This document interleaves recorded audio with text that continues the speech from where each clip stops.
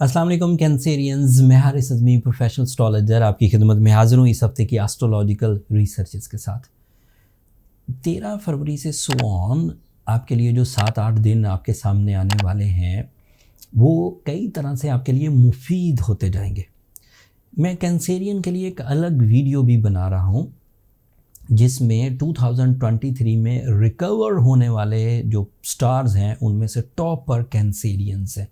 वो वीडियो मैं जल्दी आपकी खिदमत में पेश कर दूंगा।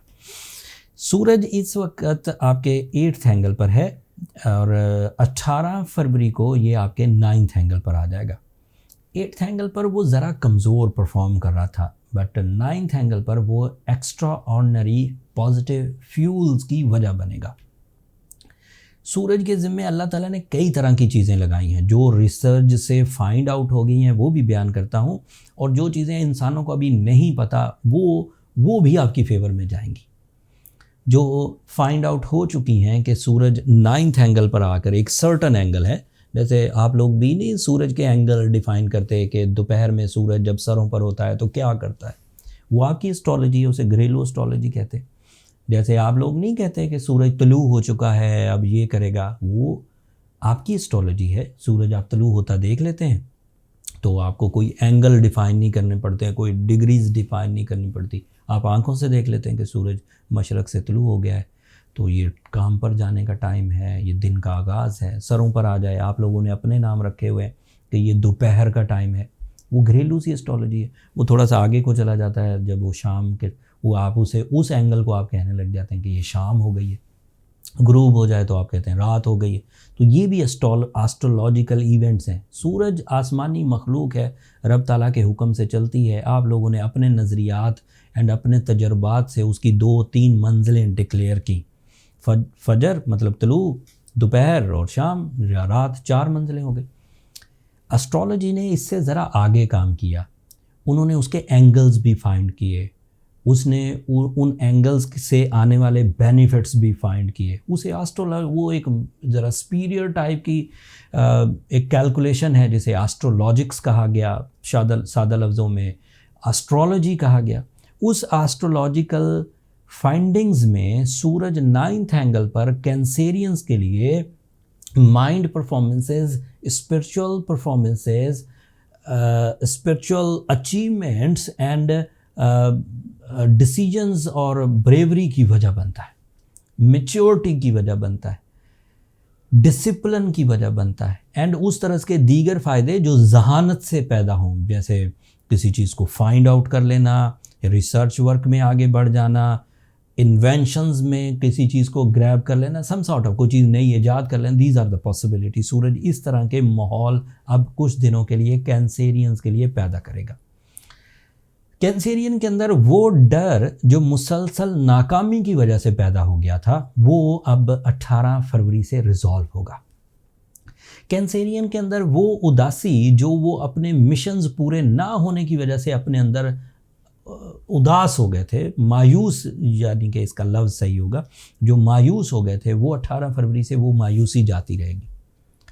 कैंसेरियन के अंदर वो ड्राइनेस जो मुसलसल गमों की वजह से पैदा हो गई थी, और ना वो रोमांटिक रहे थे, ना वो इजहार मोहब्बत अच्छे अंदाज से कर पा रहे थे, ना वो मोहब्बत के अच्छे अंदाज ही अपना पा रहे थे, वो भी 18 फरवरी को कवर हो जाएंगे। कैंसेरियन के अंदर वो हसासियत, वो सेंसिटिविटी जिसकी वजह से वो कंप्लेन बहुत करते थे, जिसकी वजह से वो सिस्टम को समझ नहीं पा रहे थे, वो एक क्या कह सकते हैं, एक कमज़ोर या बुज़दिली का इजहार कर रहे थे पिछले कुछ दिनों से, 18 फरवरी से वो भी रिज़ॉल्व हो जाएगी और उनकी वो बुज़दिली, वो कमज़ोरी जाती रहेगी। ब्रेव आदमी को अपने ऊपर भरोसा होता है कि मैं ये कर जाऊंगा। जो ज़रा कमज़ोर आदमी है वो सिर्फ शिकायतें करता रहता है कि सिस्टम ख़राब है, दुनिया ही गलत बन गई है एंड लोग अच्छे नहीं हैं। तो उनको ये समझ नहीं आ रही होती कि इसी दुनिया में रहते हुए ही कामयाबियाँ हासिल करनी है। वो पता नहीं ये समझ रहे होते कि कोई नई दुनिया भी अगले महीने पैदा होनी है, कोई नए रिश्ते भी पैदा होने हैं, अम्मी अब्बू बदल जाने हैं, या बहन भाई बदल जाने हैं, या नेबर्स बदल जाने हैं, या पाकिस्तान बदल जाना है, या दुनिया बदल जानी है। ऐसा वो फील करते रहते, जबकि ऐसा कुछ भी नहीं होता, आज तक तो नहीं हुआ। जब से दुनिया आबाद हुई है यही दुनिया है, इसी दुनिया में ही रहना है, इसी दुनिया। कोई सीज़न हो सकता है कि कोई बड़ा अच्छा सीज़न हो तो उन्हें कुछ फेवर्स मिल जाए, वो फेवर्स ढूंढ रहे होते, जबकि ब्रेव आदमी इन चीज़ों को खातर में नहीं लाता। उसे काम करना है, अपनी सलाहियतों पर डिपेंड करेगा, अवेलेबल रिसोर्सेज पर डिपेंड करेगा, काम कर गुजरेगा। So be brave Cancerians. Now solar system इस तरह की फेवर्स आपको दे रहा है कि वो आपको ब्रेवरी की तरफ, डिसीजन पावर्स की तरफ, स्पिरिचुअल बिलीव्स की तरफ एंड नॉलेज की तरफ ले जाएगा। एंड इन्हीं को अपना टूल ऑफ सक्सेस बनाते हुए आप कामयाबियां हासिल कर सकते हैं। दूसरी फेवर आपको क्या मिलेगी? आपके लिए वीनस 20th ऑफ फेब को आपके कैरियर एरिया में आ जाएगा। ये अलग से आपके लिए एक नेचुरल सपोर्ट है। वीनस आपकी कोशिशों से आपके 10th एंगल पर नहीं आया। वीनस गवर्नमेंट्स की कोशिशों से आपके 10th एंगल पर नहीं आया। ये एक रूल के तहत, और वो रूल जब दुनिया बनी थी रब ताला ने तय किए थे। वो अपनी रोटेशन, अपनी स्पीड, उसके एतबार से वो कुछ दिनों के लिए 10th एंगल पर ट्रांजिट करता है।